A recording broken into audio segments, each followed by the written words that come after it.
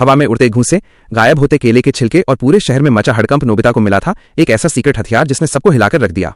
बारिश के मौसम में मम्मी की मदद करने के लिए डोरेमोन ने अपनी 4D पॉकेट से निकाला एक हैरत अंगेज gadget, the invisible third hand, अदृश्य तीसरा हाथ। ये हाथ किसी को दिखता नहीं था, लेकिन पलक झपकते ही 10 मीटर तक लंबा होकर भारी से भारी वजन चुटकियों में उठा सकता था। मम्मी की मदद तो दूर, गैजेट हाथ लगते ही नोबिता का शातिर दिमाग एक्टिव हो गया।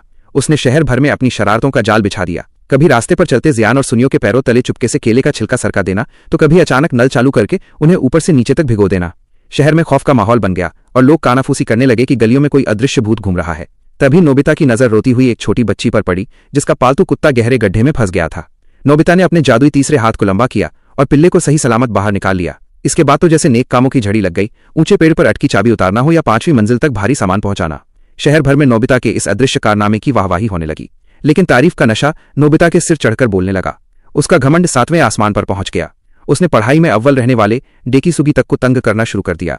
जब शहर का सब्र टूटा तो सब उस रहस्यमयी ताकत का पर्दाफाश करने निकल पड़े।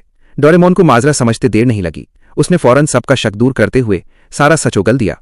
सच्चाई सामने आते ही गुस्से से लाल पीले जियान और सुनियो पूरी टोली के साथ नोबिता को सबक सिखाने दौड़े। नोबिता ने अदृश्य हाथ से सबको दूर धकेल दिया और चौड़ा होकर हंसने लगा। उसे लगा कि अब उसे कोई नहीं हरा सकता। तभी पीछे से एक आवाज गूंजी, नोबिता। दरवाजे पर गुस्से में लाल चेहरा लिए साक्षात यमराज के रूप में मम्मी खड़ी थी। मम्मी के एक तीखे घूरने से नोबिता की सारी हीरोगिरी 1 सेकंड में काफूर हो गई और उसने चुपचाप कान पकड़ लिए। नोबिता को सबक मिल चुका था कि ताकत का असली मजा दूसरों पर धौंस जमाने में नहीं, बल्कि सही जगह उनका सहारा बनने में है।